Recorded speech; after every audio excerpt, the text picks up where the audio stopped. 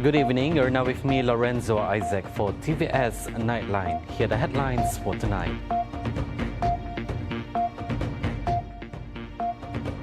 The construction of the Integrated Administration Center for Bintulu Division in Jepak is set to be fully completed by March next year.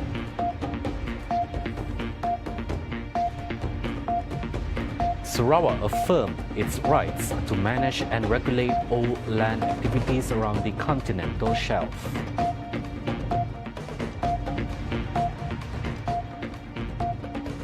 And the Sarawak government aims to register 10,000 technologists by 2025.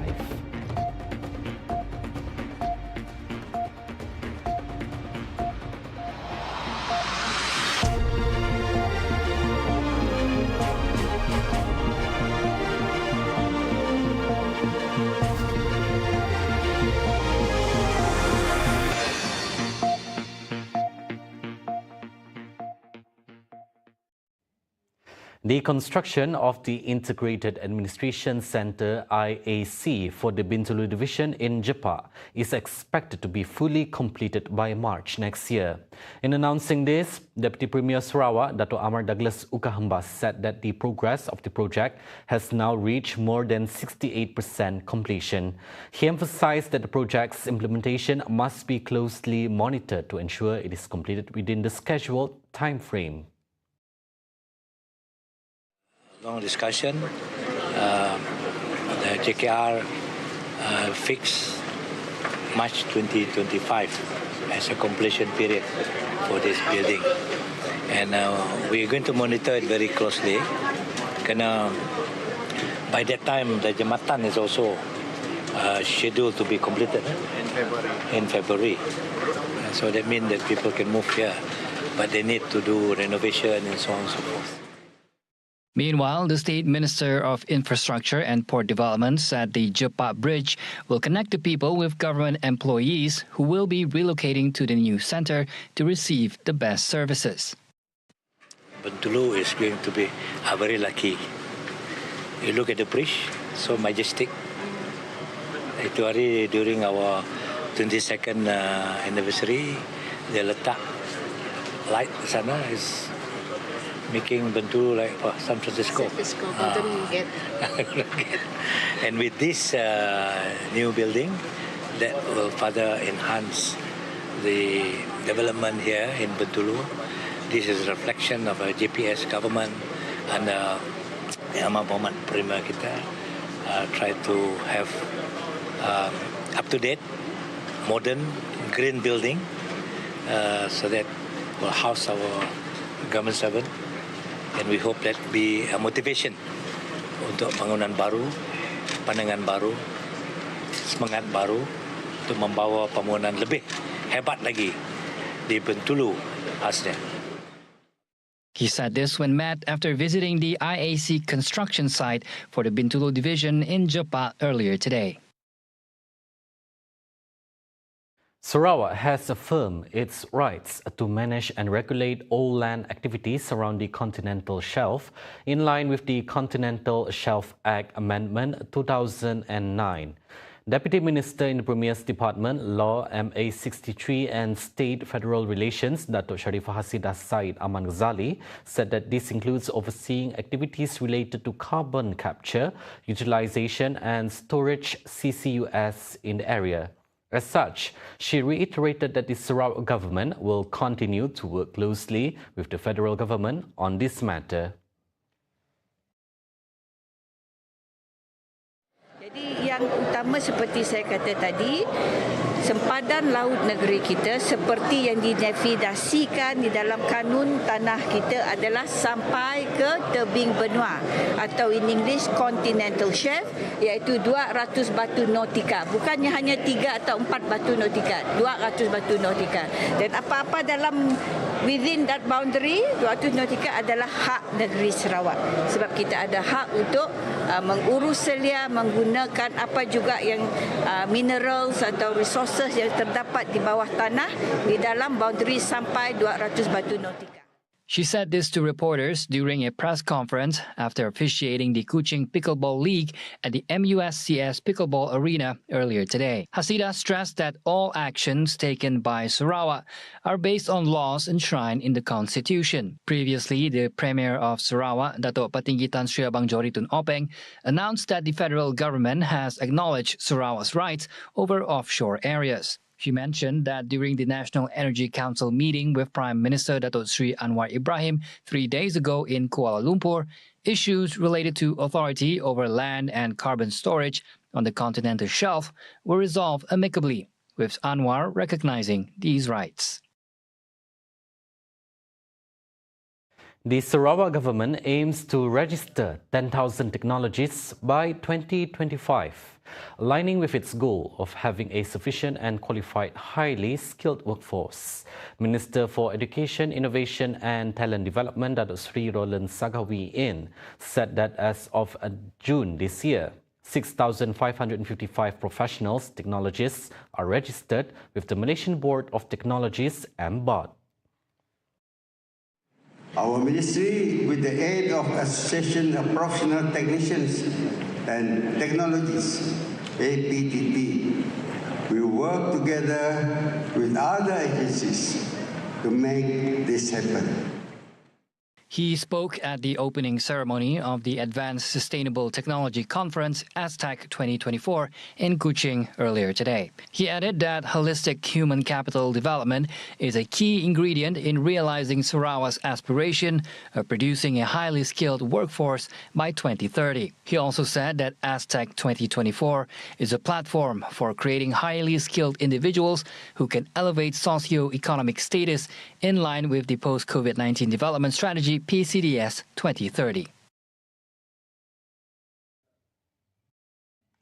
In celebration of Borneo's cultural heritage and the promotion of various traditional crafts, the Sarawak Craft Council (SCC) will host the inaugural Borneo Craft Global Expo and Conference 2024 this November.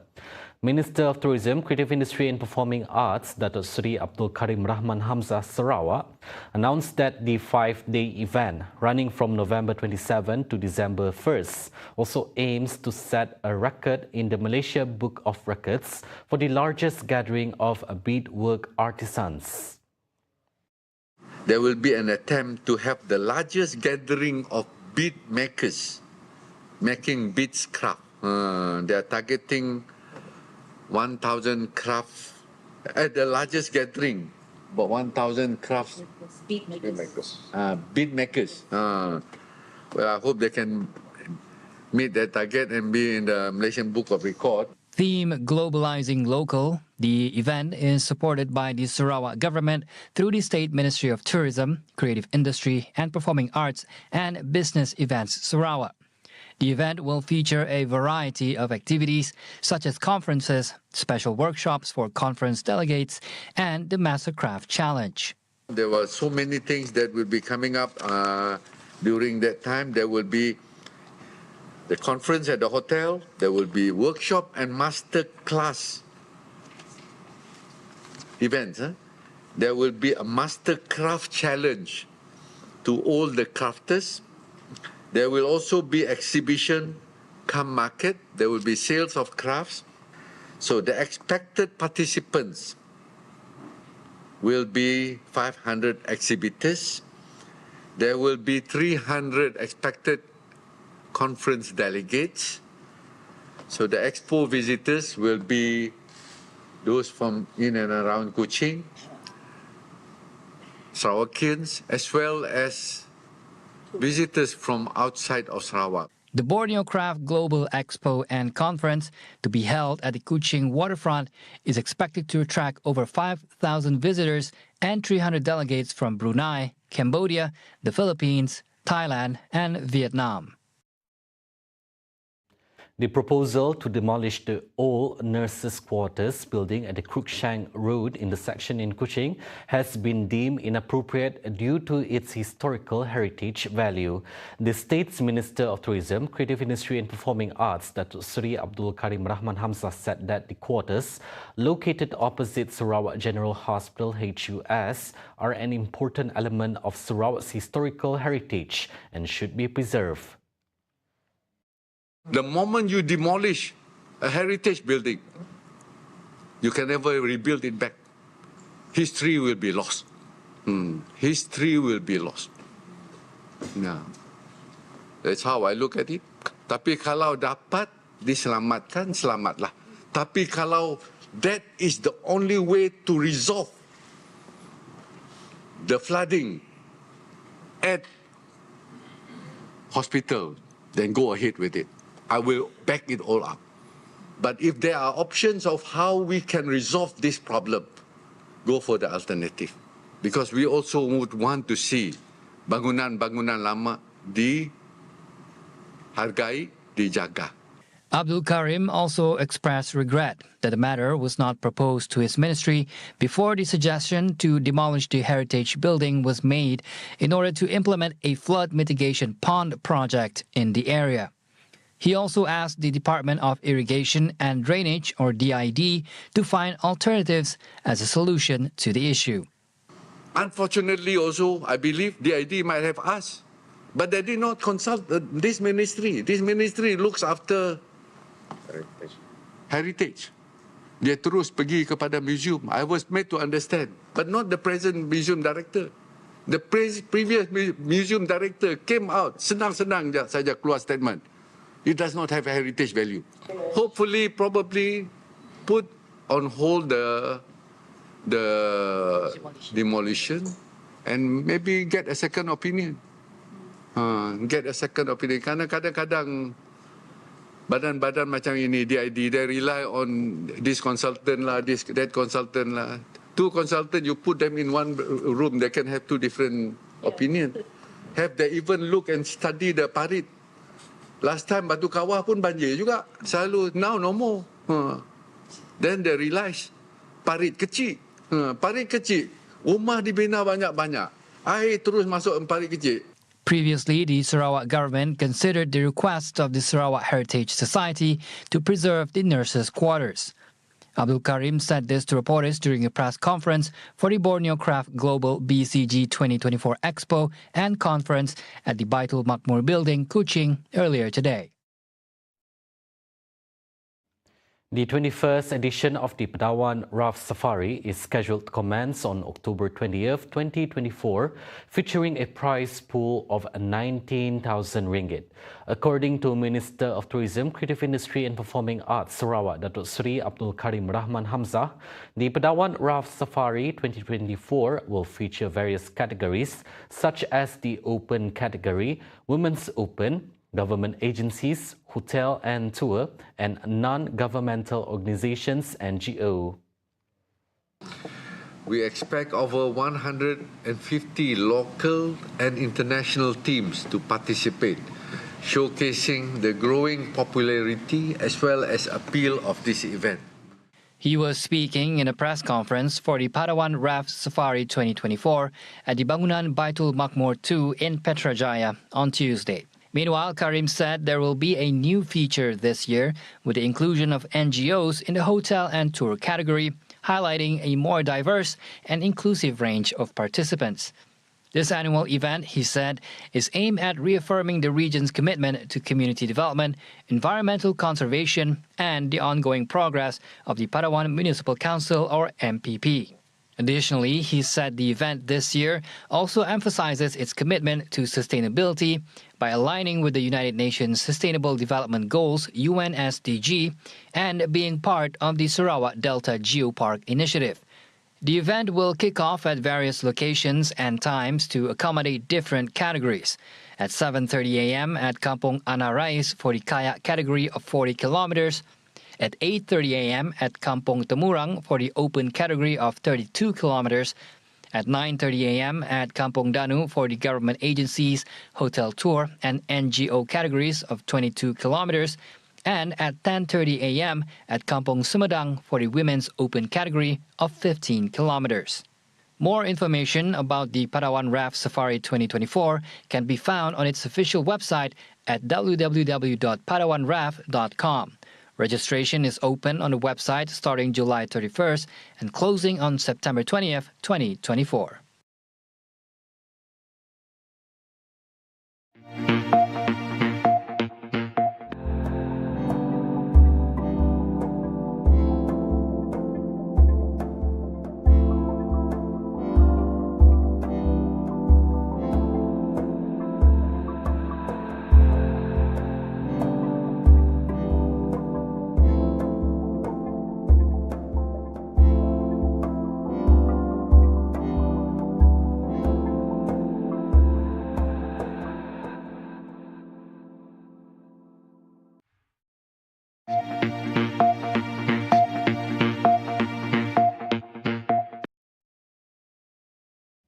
Welcome back. Tech giant Meta, parent company of Facebook and Instagram, apologized earlier today for removing social media posts by Prime Minister Anwar Ibrahim about the assassination of Hamas leader Ismail Haniyeh. The apology came a day after Anwar's office summoned Meta representatives to seek an explanation on why the leader's Facebook and Instagram posts about Haniyeh's death had been removed.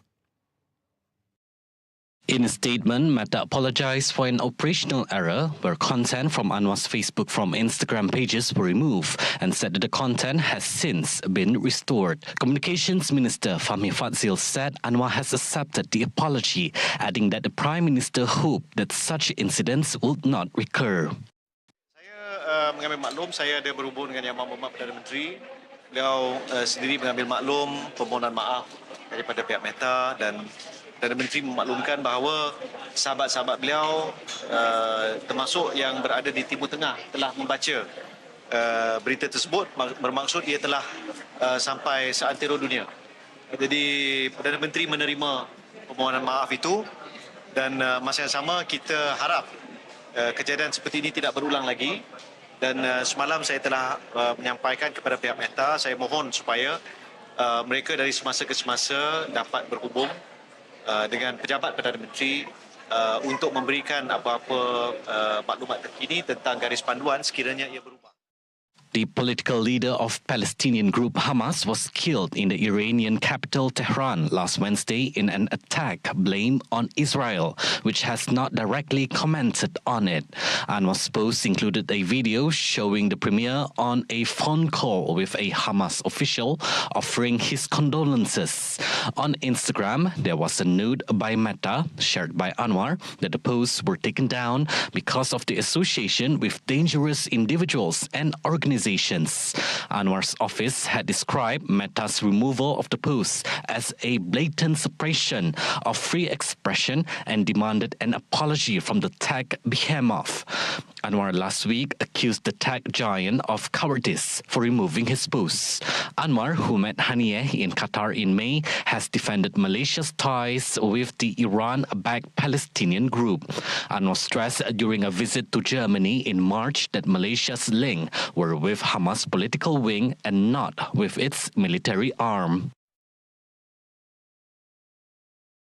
In other news, Prime Minister Datuk Seri Anwar Ibrahim said that the upcoming 2025 budget, scheduled to be tabled in Parliament on October 18, should focus on addressing reducing the cost of living.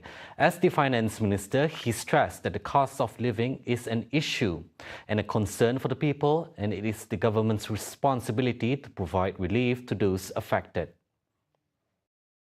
Walaupun saya boleh sebut gula kita paling murah, minyak kita paling murah, tepung kita paling murah, minyak masak kita murah. Tapi bagi rakyat Malaysia ni masih merasa terbeban. Dia tak banding dengan Thailand harga, dia tak banding dengan Singapura, dia tak banding dengan Indonesia. Jadi sebab itu saya katakan kita dalam belanjawan ini, selain daripada isu-isu yang kita bicarakan, hal ini juga kita harus tangani. Masalah kartel, masalah monopoli, apa punca barang, harga barang. Kadang-kadang dari segi baja, dari segi benih. Semua ini harus kita tangani. He said that the Ministry of Finance, through cross-ministry efforts, must think of and find methods and ways to reduce the people's cost of living. The increasing cost of living is partly caused by leakages, corruption, smuggling, and cartels. Pengalaman saudara sama ada di bidang penguasaan atau perancangan dasar akan lebih faham. Tak mungkin kita tidak boleh cari kaedah atau jalan untuk mengurangkan kos. Kos itu meningkat, di antara lain saya sebut tadi, tiris, rasuah, seludup, dan keuntungan yang berlebihan. The US dollar USD recouped some of its recent losses last week, despite a slightly dovish shift during the Federal Reserve's latest monetary policy meeting. Last week, the ringgit extended its bullish momentum to close higher against the US today amidst a weakened US dollar index DXY. The nation's top economist, Ashan Syed, attributed this to what he calls a dramatic alchemy, as it is an unstable condition for the United States, suggesting that the Federal Reserve System is behind the curve. I think there is a combination of many factors. At the moment, Fed is panicking. They have been behind the curve. They should have cut rates in May this year, but now they are talking about their first rate cut will happen in September. And we are back to 1970 era where dollar actually depreciated 50%, 50, against major basket of currency from 1976 to 1981. So history will repeat, and we will see, to ward off recession, Fed will continue to cut rates, maybe 100 to 200 basis points in the next 6 to 12 months. The global economy will witness dollar depreciation, which is a huge risk to the global economy, and in doing so, emerging market currencies are going to appreciate. And above all, the elections on 5th November are all these combination of factors that will keep a dollar in a very wishy-washy situation. And that will create uneasiness, it will create uncertainty, and above all, it will keep investors nervous in terms of economic outlook. In 2023, Shan made the first call when he announced that the ringgit is likely to trade between 4.20 and 4.49 against the US dollar by end of 2023. He said the dollar index has depreciated 2% in the last 23 days, adding that for next year, he anticipates the ringgit to meander around 4.17 to 4.44 against the greenback. US dollar is strong against some major currencies, however shows mixed performance against others, reflecting a complex interplay of domestic economic conditions, Federal Reserve policies and global factors.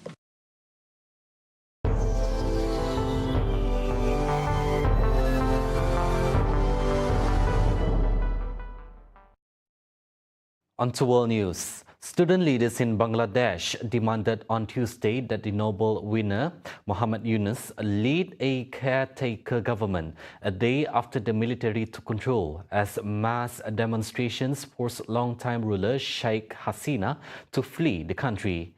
The 76-year-old Hasina had been in power since 2009 but was accused of rigging elections in January and then watched millions of people take to the streets over the past months demanding she quit. Hundreds of people were killed as security forces sought to quell the unrest, but the protests grew and Hasina finally fled aboard a helicopter on Monday after the military turned against her. Army Chief General Waqar Uz-Zaman announced on Monday that the military would form an interim government, saying it was time to stop the violence. The president dissolved parliament on Tuesday, a key demand of the student leaders and the major opposition Bangladesh National Party BNP, which has demanded elections within 3 months. Waqar is expected to meet students' leader to hear the demand for the 84-year-old microfinance pioneer Yunus to lead the government. আমরা সিদ্ধান্ত নিয়েছি যে সর্বজন গ্রহণযোগ্য আন্তর্জাতিক খ্যাতিসম্পন্ন Nobel পুরস্কার বিজয়ী ডক্টর মোহাম্মদ ইউনূসকে প্রধান উপদেষ্টা করে অন্তর্বর্তীকালীন সরকার গঠন করা হবে এবং ডক্টর মোহাম্মদ ইউনূসের সাথেও আমাদের কথা হয়েছে। তিনি ছাত্র জনতার আহ্বানে বাংলাদেশকে রক্ষা করতে এই গুরুদায়িত্ব নিতে সম্মত হয়েছে। ছাত্র জনতার প্রস্তাবিত সরকার বাদে কোনো ধরনের সরকার কিন্তু মেনে নেওয়া হবে না। আমরা বলেছি কোনো ধরনের সেনাশাসিত সরকার অথবা সেনা সমর্থিত সরকার অথবা এই ফ্যাসিস্টদের দোসরদের কোনো বি টিম সরকার কিন্তু আমরা মেনে নেব না। কোনো গণবিরোধী সরকারকে মেনে নেওয়া হবে। Military on Tuesday reshuffled several top generals, demoting some seen as close to Hasina and sacking Ziaul Ahsan, a commander of the feared and US-sanctioned Rapid Action Battalion paramilitary force. Ex-Prime Minister and BNP chairperson Khalida Zia was also released from years of house arrest. Yunus has not commented on the call for him to lead, but he said in an interview with India's The Print that the people of Bangladesh feel liberated. Streets in the capital were largely peaceful on Tuesday, with traffic resuming, shops opening, and international flights resuming at Dhaka's airport. But government offices were mainly closed a day after chaotic violence in which at least 122 people were killed. The UK government said on Tuesday that 6,000 specialist police were ready to deal with far-right rioting after another night of destructive troubles in English cities. There has been a week of nightly riots in various cities since 3 children were killed in a mass stabbing. Unrest broke out last Tuesday after 3 children were killed in a knife attack at a Taylor Swift-themed dance class in Southport, northwest England. Mobs threw bricks and flares, attacked police, burnt and looted shops, smashed the windows of cars and homes, and targeted at least 2 hotels housing asylum seekers at the weekend. The National Police Chiefs Council said on Monday that 378 people had so far been arrested. Justice Minister Heidi Alexander told BBC Radio 4 that the government had freed up an extra 500 prison places and drafted in 6,000 specialist police officers to deal with the violence. Superintendent Russ Daw of Devon and Cornwall Police commented on the recent violent unrest in Plymouth, one of the latest UK cities to have been hit by far-right rioting. I would like to reassure the community that we are fully resourced at this time with a strong police presence. Violence will not be tolerated, hate will not be tolerated, and we continue to work with our partners to keep the people of Plymouth safe. Our approach to this operation was to enable peaceful protests, but people who are intent on committing public order and criminal offence have and will be dealt with robustly. Prime Minister Keir Starmer again sought to reassure the nation that action was being taken.